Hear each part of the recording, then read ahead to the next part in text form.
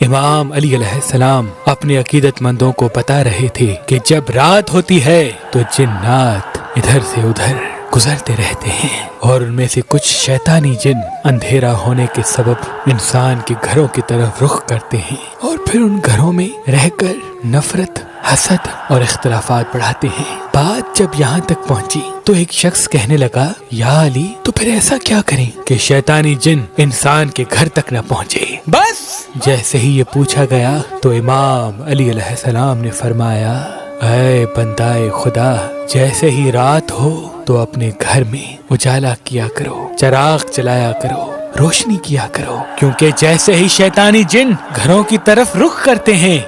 جس گھر میں روشنی کو محسوس کرتے ہیں اس گھر میں داخل نہیں ہو پاتے، اور یوں وہ گھر شیطانی جنات نفرت، پریشانیوں اور حسد سے